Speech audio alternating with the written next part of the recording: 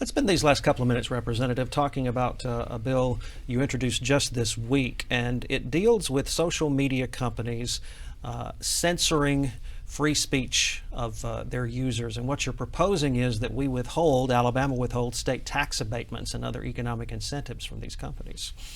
Well, it's the Anti-Censorship Act, and what it's aimed at is exactly what you said, that, I don't believe that we should be spending tax dollars on recruiting companies that don't protect free speech. We're seeing it on Twitter, we've seen it on Facebook and other platforms, and I just think it's wrong to censorship free speech, whether it be from the left, whether it be from the right.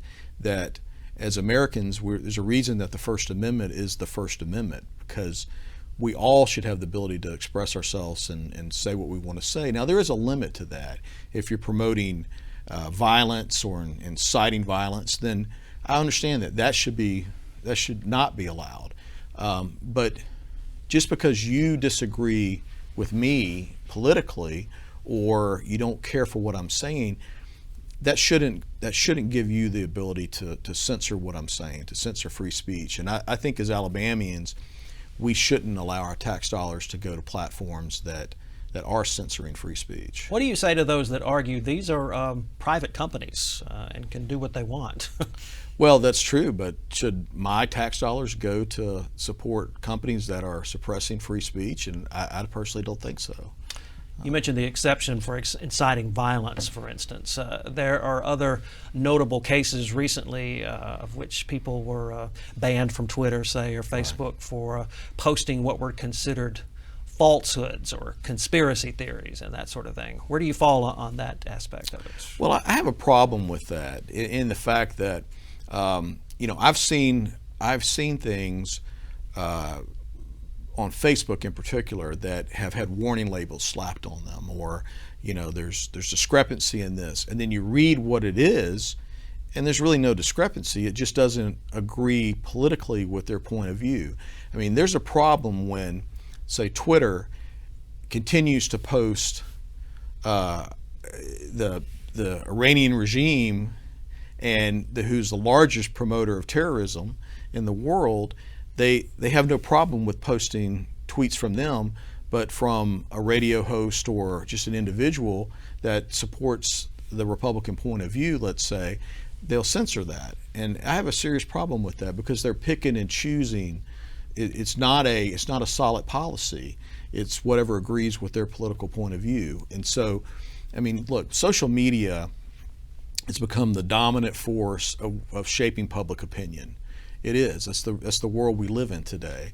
And so when people are only getting one side of the story, then we're headed down a very serious slippery slope of a place where we don't want to go. History teaches us that.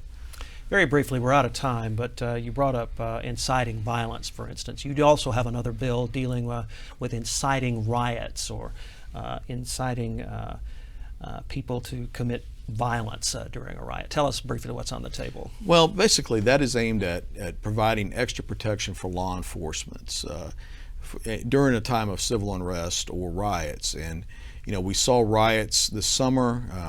We've seen them this fall. They're still going on in other parts of the U.S. They're not getting much coverage, but this provides an extra layer of liability protection to law enforcement. And then also it creates right now, rioting and civil unrest are considered misdemeanors. And this takes that and creates the crime of rioting and makes it a felony. And so, we just it puts a little bit more teeth into our current laws, so that it's a benefit to law enforcement, and really it's a benefit to the community. We don't need civil unrest in our communities. We've seen, buildings burned, glass broken, that sort of thing. Even in Alabama, we've seen buildings that were in Birmingham and other cities where you've had glass broken and a lot of vandalism. And this would take a big step, in my opinion, towards putting a little teeth in our current laws to prevent that.